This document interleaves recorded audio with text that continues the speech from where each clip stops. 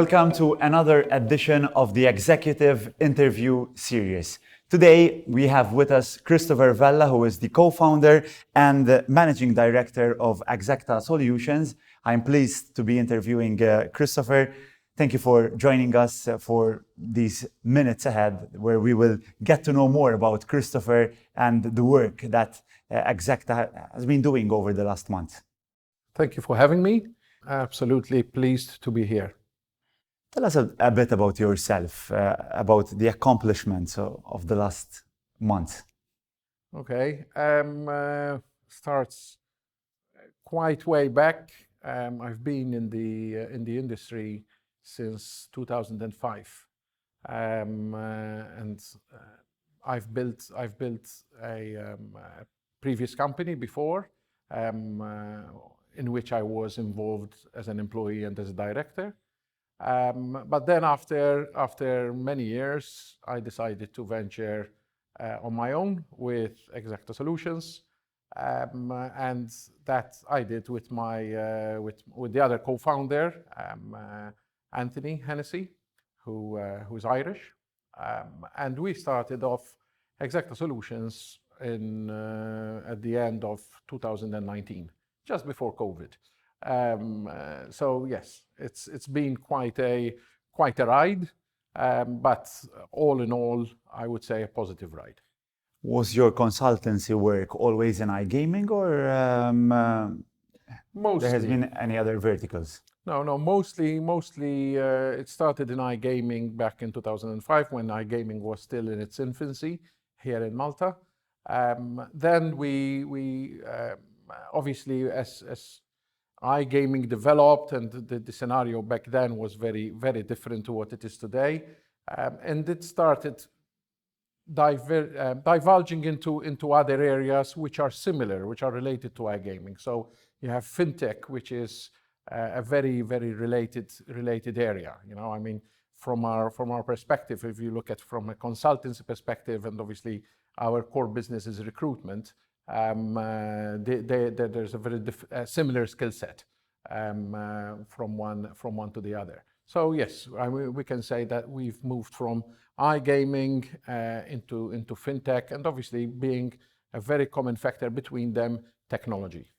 Mentioning recruitment, but you also focus on M&A. Yes. What is the approach you're taking in the current scenario that we are all living in? Yeah, so this business started off in recruitment. Okay, that's our core business, and it remains our core business. However, recruitment and M&A have one thing in common, which is network connections. The bigger you grow in this business, the more connections you make, and the higher the connections you make, the more relevant they become to the M&A stuff. So yes, in terms of this current scenario, it doesn't make it easy from a practical perspective, but there is an appetite. There is an appetite from both the people that are looking to sell, and both from an investor perspective that are always looking for opportunities. How is your approach different from other key players in the industry?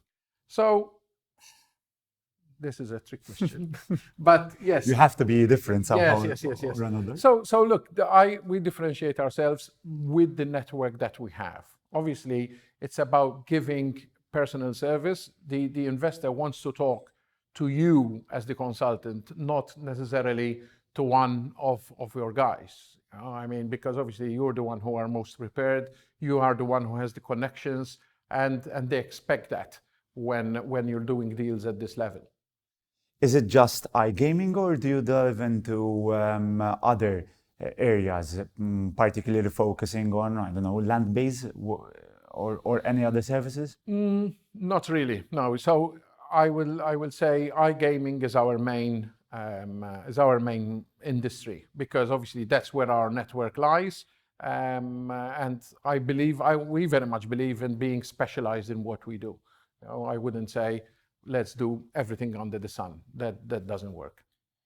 Many believe that M&A consultancy is merely putting two ends in front of each other over a table and that's it. How do you explain in detail of what are the exact services offered when mentioning M&A consultancy? So yes, the part that you mentioned is the initial part. Okay, I would say it's a very crucial part. Okay, because obviously you have two people or two companies, two entities that probably you have never met before, don't know each other, and you have to bring one opportunity in front of the other, and they have to match. So the matchmaking part is, I would say, one of the most critical parts. Once they have, both parties say, yes, we're interested, let's move ahead. Then the more complicated and more technical part starts happening. And some of that we outsource as well with our partners. You have financial due diligence, you have corporate due diligence, and then obviously the contractual part that comes in, price negotiations. Those are all very technical bits. They take time. Obviously, with the current situation, it hasn't made it easy because people cannot necessarily meet in person, cannot travel easily from one country to another. But yes, I mean, and then once a contract is signed, hopefully everyone is celebrating a deal done. So who should be approaching an M&A consultant? Is it just those who are looking at exiting the business? Obviously, that's the obvious one. Yes, if I want to sell my business, if I want to have an exit, I either have my own network or I go to an M&A consultant who has probably the network, the connections, etc.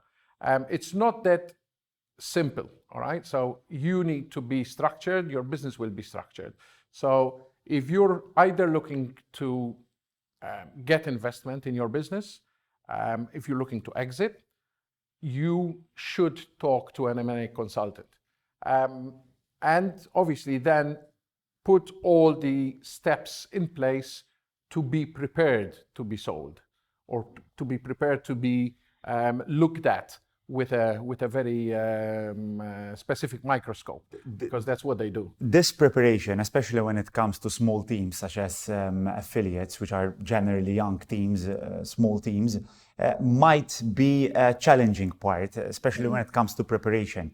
So where do you see such consultancy service get in when particularly discussing this in a scenario of an affiliate? Yes, I mean lots of companies, especially the affiliates. You just an example.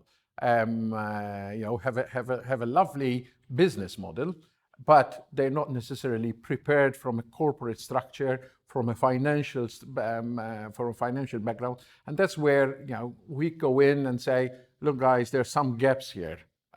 Let's fix these gaps before we put you in front of the big guys, because obviously the big guys will come in and say, you know what, you're not worth as much as you think you are.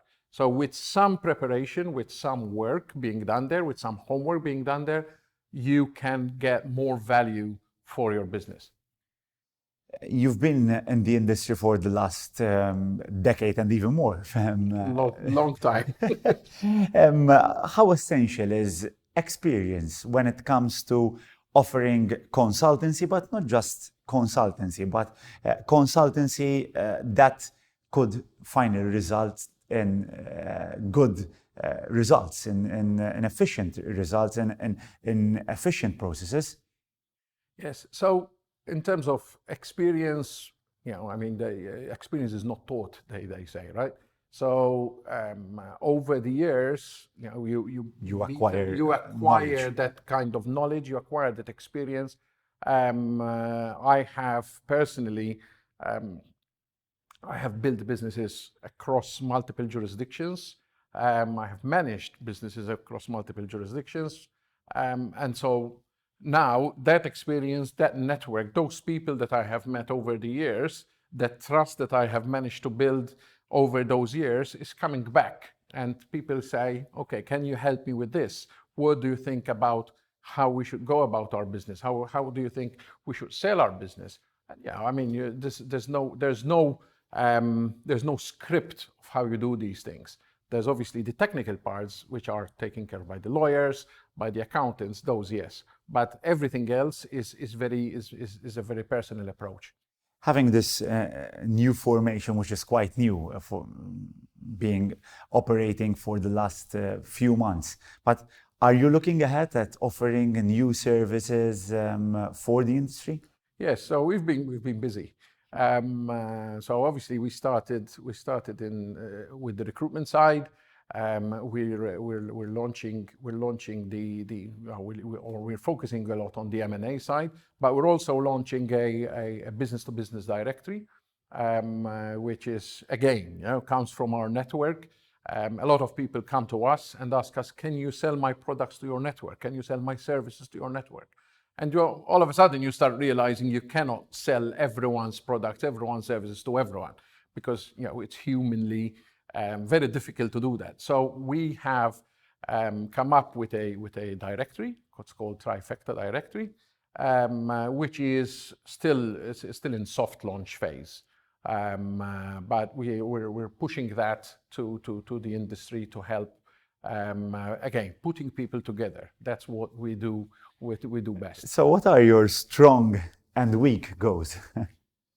In terms of geographical locations, I believe Europe is quite a strong go for you. Yes. So I would say, look, I will start with the weaker. I would say Asia is the furthest for us. Europe, you're right, is our stronghold.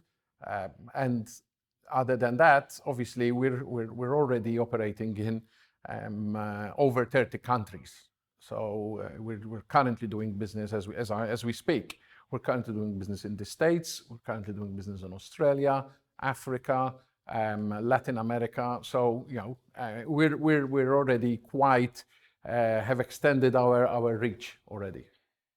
From a personal point of view and even a professional point of view, how do you look back at 2020, which was quite a challenging year for everyone? What have you learned from 2020? One word, I would say, prioritize. Prioritize what's important in life.